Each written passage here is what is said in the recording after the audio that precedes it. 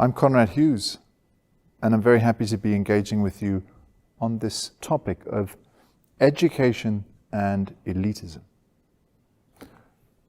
Since the agricultural revolutions that swept through humanity thousands of years ago, human beings have organized themselves in selective structures in order to achieve a formal education. Now, informal education, household education, the transmission of cultural knowledge is not what we're talking about here. I'm talking about reading, writing, mathematics, and later what would become the sciences and studies of the world. This type of education has always been in the hands of priests, initiates, gurus, and selected members of the population. For the Egyptians, it was only the high priests who could understand hieratic script hieroglyphs. If you look at ancient Greece, the followers of Plato in his academy or Aristotle in his Lyceum were few. They were men. They were Athenians. If you look at the ancient Gurukulas in India, you find that a small group of initiates would gather around the guru to listen to the words of wisdom that that person would impart. Education was developed for small numbers. And what this meant was that interactions were rich, thinking was deep. Some of the first modern educational institutions, like madrasas, or the world's first universities in Morocco, in India, and later in Europe, in Bologna, Oxford, Paris. Even here, these institutions were not for the many, they were for the few, selective institutions. And it wasn't until really the middle of the 1800s that we started to see the idea of an education for all being implemented, with the famous Elementary Education Act of 1870, for example, in the United Kingdom, and some of the initiatives by visionaries such as Horace Mann in the United States. The modern understanding of an education is a 19th century model, where every child goes to school and education is for everybody and not just for some people. This tendency was accelerated and augmented with successive initiatives that happened throughout different societies. For example, the GI Bill in the 1940s in the United States made university more accessible to larger members of US society. Now, what's interesting is that this steady increase in exposure and access to education is mirrored by political and economic developments. After World War II, the American middle class became wealthier than ever before, and you had a huge surge in growth. And alongside this and with it, access to education. If we go back to the mid-1800s and the late 1800s, of course, we're looking at the Industrial Revolution, a huge augmentation of capital, of resources, of information, and therefore education is widened. Now, if we're to fast forward to today, we're looking at this wonderful goal of the United Nations, which is quality education for all. UNESCO's Incheon Declaration, which set 2030 as an objective for education for all, has now been superseded somewhat by Sustainable Development Goal 4, which is a quality education for all. And indeed, initiatives have shown that education is becoming more and more accessible. Now, there's a new wave of information that has, of course, superseded all of these political initiatives, which is technology. The fact that we can access knowledge through our phones, that with a broadband connection you can find out just about anything, anywhere, at any time, has changed the relationship that we have with knowledge and has implications for education that are huge. And we're still trying to figure out exactly how we can navigate this. What we do know is that literacy rates have gone up and illiteracy levels have gone down.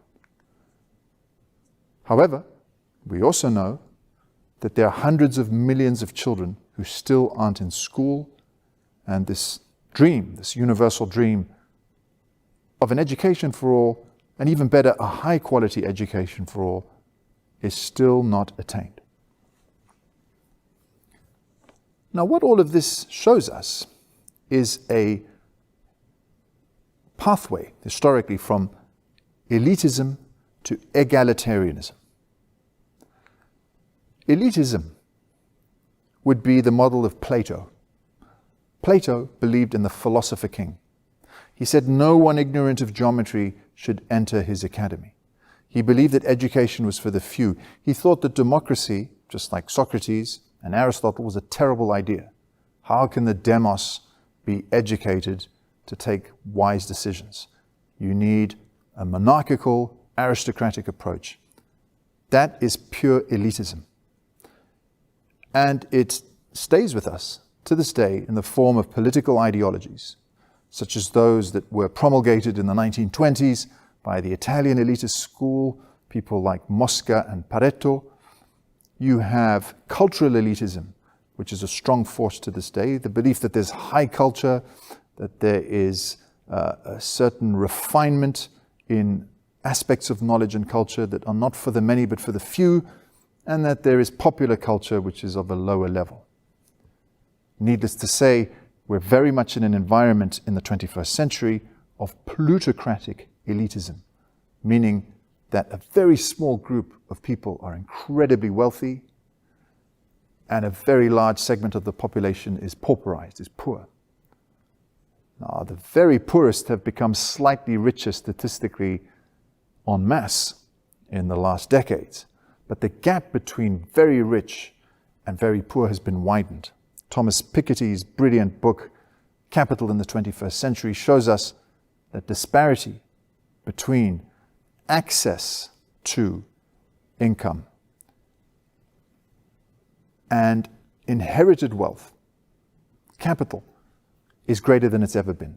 So we do live in an era of economic elitism, in that there are incredibly rich people. The 8 richest men in the world, for example, own as much money as half of the world's poorest. And this is quite a divided society that we're looking at.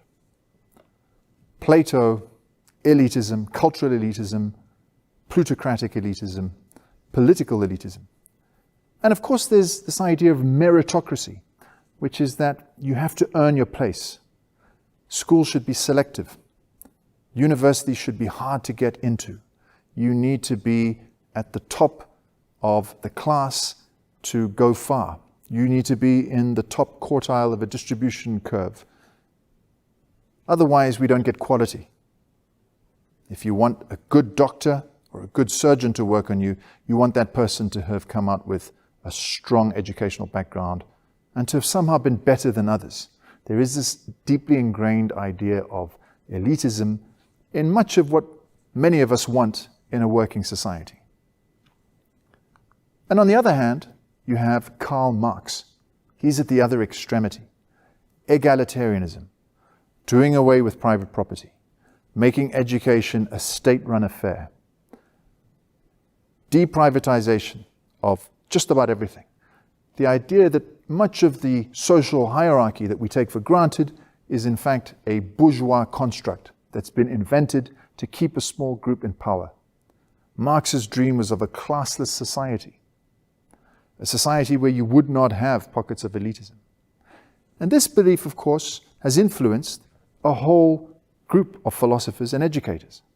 People like Paulo Freire, the Brazilian, who talked about the pedagogy of the oppressed and thought that the teacher should be a facilitator and not a kind of strong imperialistic leader. Thinkers such as the famous Soviet educational theorist Lev Vygotsky.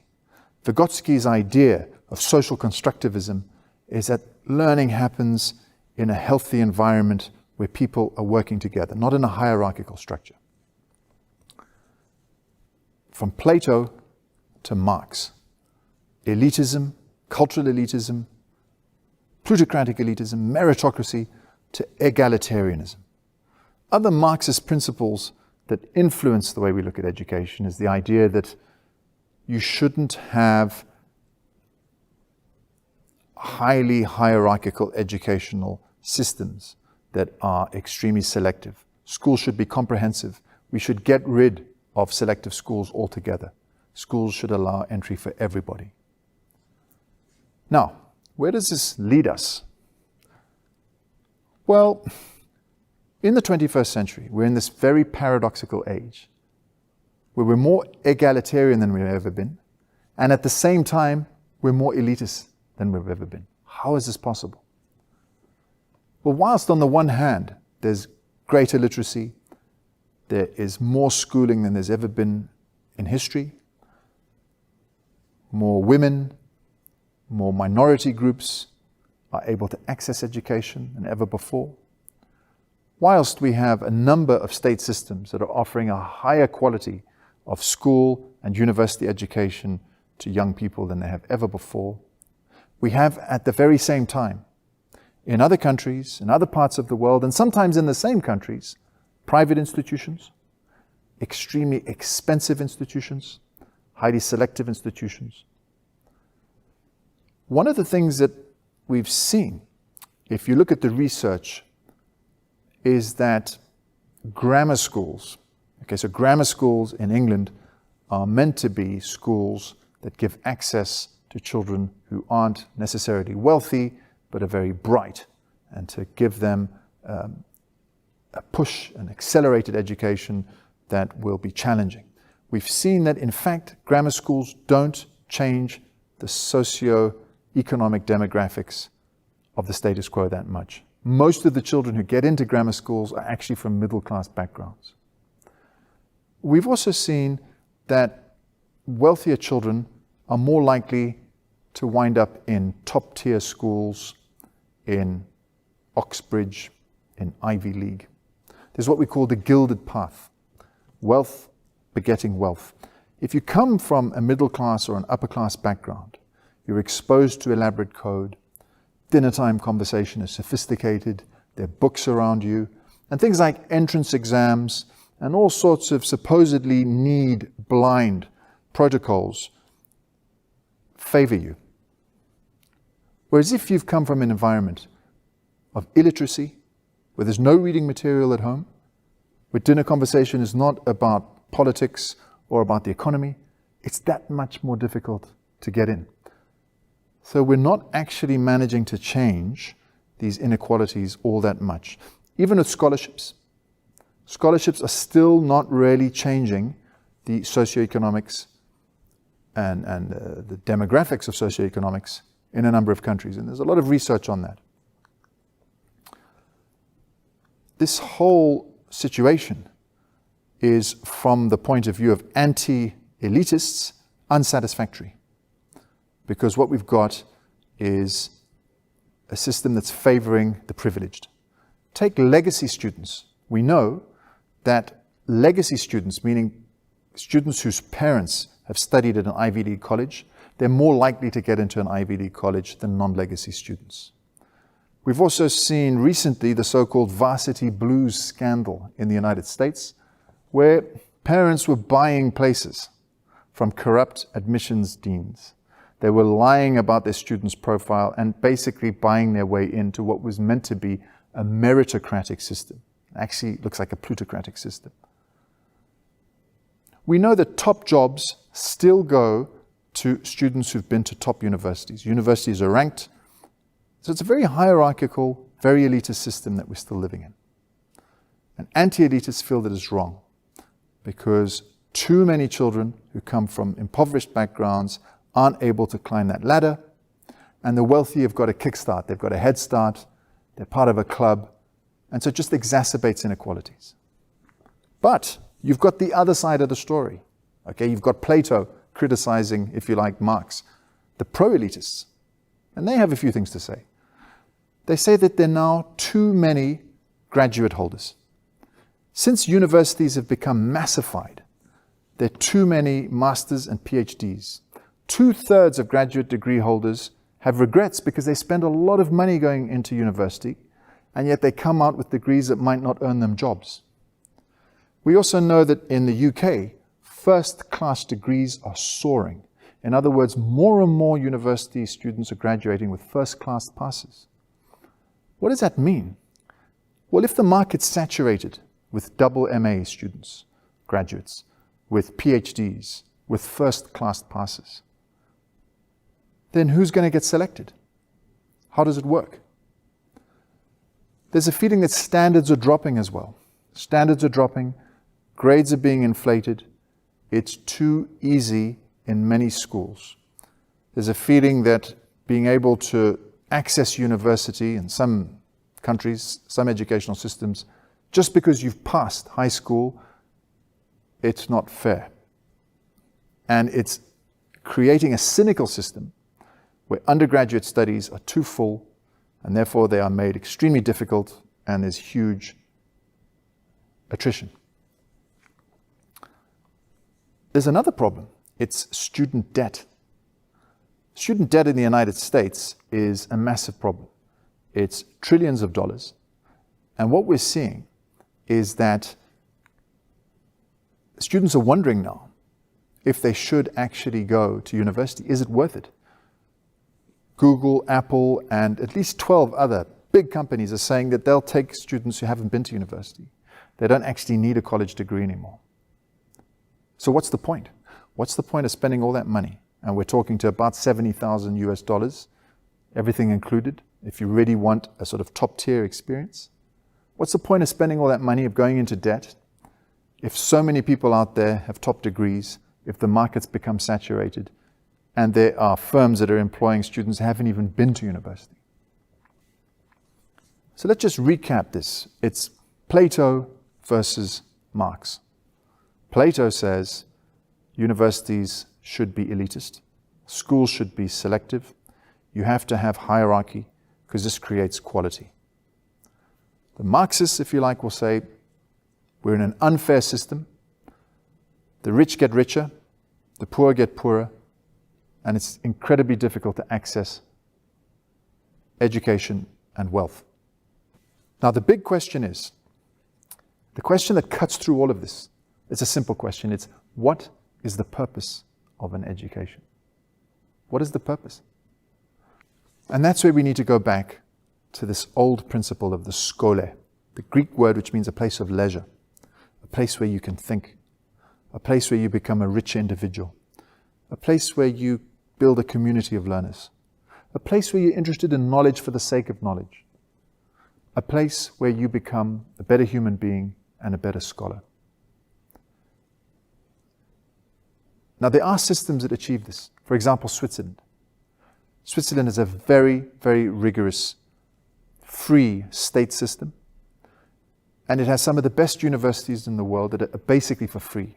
They cost very little. You take EPFL or ETHZ, they're in the top 20, and yet they're free. And any student who passes the maturité examination can get in. Now, it's true that there is some selection earlier on, but if you can't get into the maturité course, you go into a professional stream, which is very popular in Switzerland. It's not looked down on as a second-class education. It yields incredible employment. The Swiss model is a very interesting model. But what is Switzerland? It's a country with direct democracy. It's a country with an incredibly robust tax system. It's a wealthy country. Economics and education go hand in hand. And this is the challenge for so many societies. How do we create an environment where you have quality and you have access? Now, 2020 is breaking point. Black Lives Matter movement, shouting out about racial elitism throughout educational institutions, lack of access. You've got anti-globalization movements which are becoming more and more virulent because people are finding that they're pauperized in an unfair system that is governed by unbridled neoliberal forces. Coronavirus is widening the gap between haves and have-nots. It's widening the digital divide. It's widening the gap between students who are able to access the curriculum and those who struggle to access the curriculum. We're heading into a very difficult place. And we've got to come together and design educational systems that allow quality and access, and stop this fighting between Plato and Marx. Stop this polarized environment that's either for or against elitism, and look for something that allows for equality and quality. We owe that to the planet. We owe it to our children. And if you read my book that's coming out in March on education and elitism, you'll be able to find out more.